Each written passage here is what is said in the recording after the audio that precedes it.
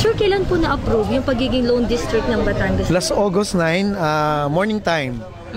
So, pinirmahan ng ating mahal na Pangulo ang RA 10673 na nagre-reapportion sa mga distrito ng lalawigan ng Batangas. At narito yung kasalukuyan nating 1st, 2nd, 3rd, and 4th district.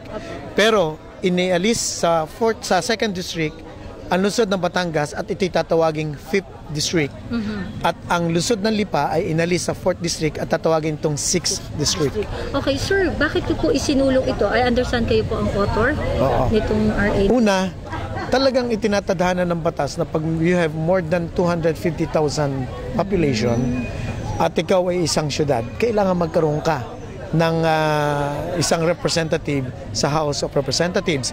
Ikalawa, talaga naman kitang-kita natin ang pag-unlad ng todo ng lungsod ng Batangas at kinakailangan na itong magkaroon ng isang corona at yung corona ngayon ay yung pagkakaroon ng sarili niyang representative sa House. Sir, in terms of project, ano po ang advantage? Napakalaki. Dahil kung ano yung mga incentives na binibigay sa mga representatives ng bawat district at pati yung mga appropriations na inilalaan ng national government sa mga distrito, ay mahihiwalay ang appropriation para sa City of Batangas dahil ng kanyang pagiging 5th district. Pero sir, same din po ang appropriation dito doong 2nd district, sa 2nd district. Halos magkakapareho. Depende yan sa uupo nating representative ng Batangas City dahil yan naman alam mo natin, nung nawala ang PDAP, nawala yung equality ng appropriation.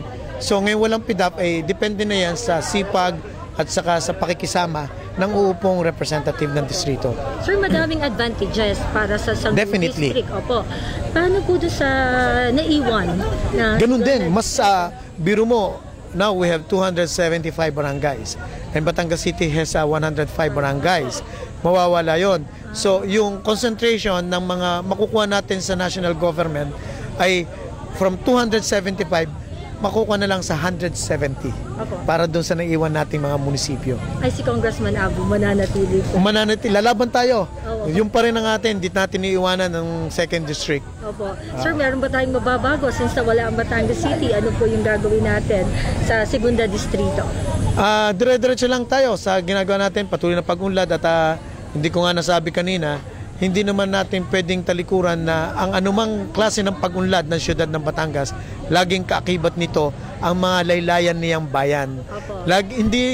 Hindi pwede tayo magkaroon ng isang magandang development sa buong Batangas City kung hindi natin isasama itong laylayan nito dahil sa tayo geographically, sa mga taong naninirahan dito, commercial and industrial, laging ang dalawa ay nagtutulungan. Ayun.